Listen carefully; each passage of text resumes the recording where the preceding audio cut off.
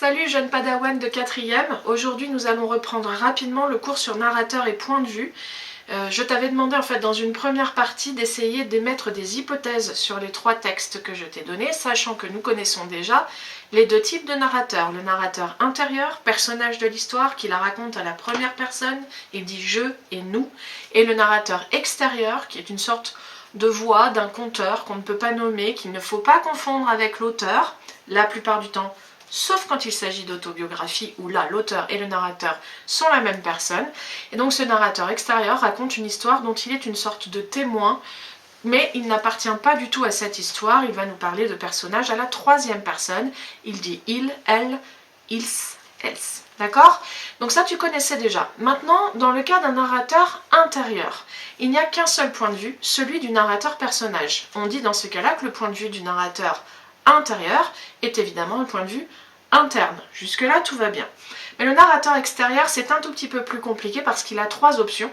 Et comme plus c'est riche, plus la lecture est intéressante, il va en fait passer tour à tour, généralement, d'un point de vue à un autre. Le narrateur extérieur peut donc employer un point de vue externe. Dans ces cas-là, il reste le narrateur complètement détaché de l'histoire dont nous avons parlé il y a exactement 40 secondes. Ce narrateur extérieur avec un point de vue externe voit les choses exactement comme toi tu les verrais si tu assistais à la scène. Tu vois les personnages, tu entends ce qu'ils disent, mais tu n'es pas capable de deviner ni ce qu'ils pensent, ni ce qu'ils ressentent, à moins que cela s'affiche sur leur visage. Ça, c'est notre narrateur au point de vue externe. En revanche, quand le point de vue du narrateur est interne, c'est que le narrateur entre dans la tête d'un personnage. Il entre dans sa tête et il nous fait ressentir ce que le personnage ressent et il nous fait comme entendre les pensées du personnage que celui-ci n'a pas prononcées à voix haute. Enfin, il y a une 3e solution, quand le narrateur extérieur sait tout et sur tout le monde, on dit qu'il est omniscient. Omniscient, ça vient de 2 mots latins, omni, tout, et science, ça veut dire savoir, comme dans la science, le savant. Omniscience, c'est Dieu. Le narrateur se prend pour Dieu. Il sait absolument tout ce qui se passe, il sait ce qui s'est passé et il sait même ce qui se passera. Il lit dans sa boule de cristal. Autrement dit, il peut nous donner des informations que les personnages eux-mêmes ignorent. Par exemple, il ne savait pas que dans un instant, il allait mourir. Bah oui, évidemment, il ne le sait pas. Mais lui, narrateur omniscient, il le sait déjà. Il peut donc se glisser dans la tête d'un personnage, puis d'un autre ou même de plusieurs à la fois, et nous donner ses précisions, ses prédictions sur l'avenir ou des informations sur ce que le personnage a fait avant. Donc maintenant, toi, par rapport au texte que je t'avais donné, aux 3 extraits que je t'avais donnés dans l'exercice d'observation, il fallait que tu détermines quel était finalement le point de vue, même sans mettre le nom, puisque tu ne le connaissais pas, dessus. Premier extrait de Notre-Dame de Paris, Gringoire espère échapper à ses poursuivants. Si le narrateur nous dit ce que Gringoire espère, c'est que ce narrateur, qui est toujours un narrateur extérieur, adopte un point de vue interne. Dans le 2e extrait, nous n'avions aucune information sur l'intériorité des personnages, leur passé ou leur futur. Le narrateur restait à sa position de narrateur extérieur, point de vue externe. Je regarde, je suis comme le lecteur, je ne sais rien de plus. Et enfin, dans le 3e extrait, où le narrateur est capable de nous dire que notre personnage du chourineur des Mystères de Paris de Gensu a une mauvaise réputation dans le quartier, est un repris de justice, c'est-à-dire qu'il sait ce qu'il a fait avant, qu'il est allé au bagne, qu'il est un prisonnier, eh bien nous avons un narrateur omniscient. Maintenant que tu sais tout ça, tu n'as plus qu'à passer aux exercices d'identification et de manipulation. La vidéo suivante t'expliquera si tu avais réussi et si tu avais tout compris. A tout de suite!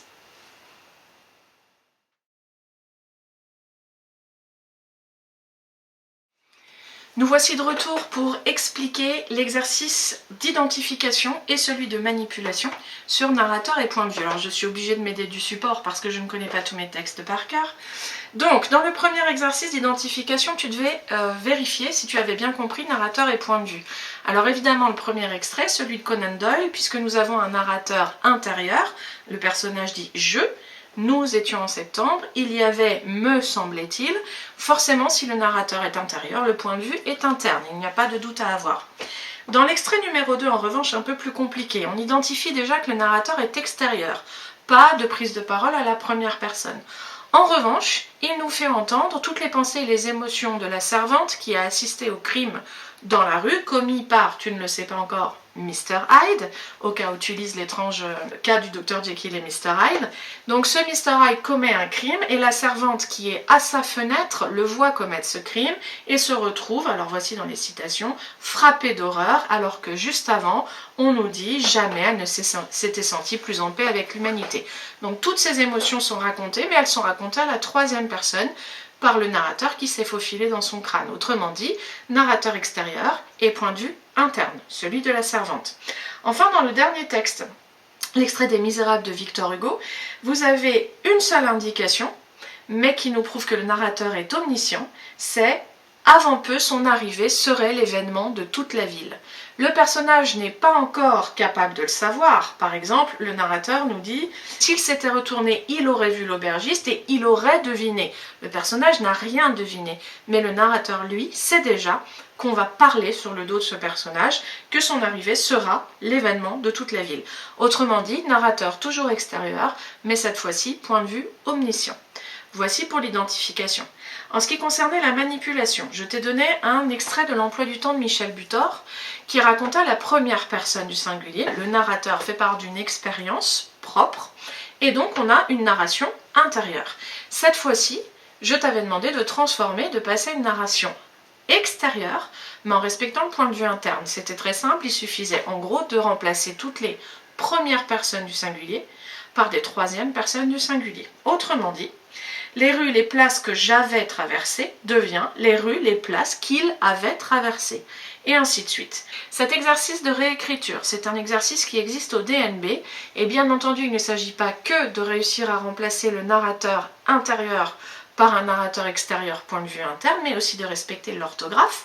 Autrement dit, l'accord du verbe. J'avais AIS, mais il avait AIT. Je te laisse vérifier que tu as tout réussi.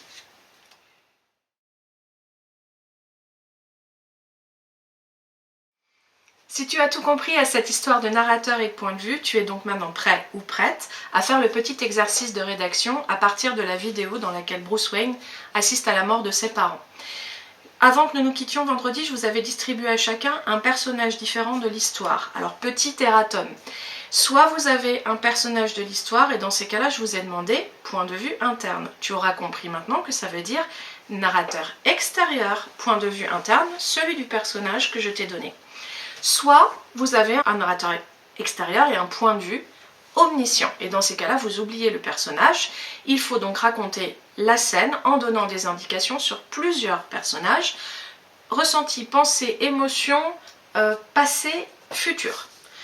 L'attendu est un petit paragraphe, pas une rédaction d'une page entière, mais un paragraphe, ça n'est pas 3 phrases, ou alors tu sais faire des phrases complexes, extrêmement bien tenues, et tu maîtrises la syntaxe. Je voudrais un paragraphe d'environ une demi-page. Ne te contente pas de raconter les actions, puisque tu dois forcément parler également des émotions. J'attends ton petit paragraphe dans ma boîte mail et je te souhaite un bon moment d'écriture.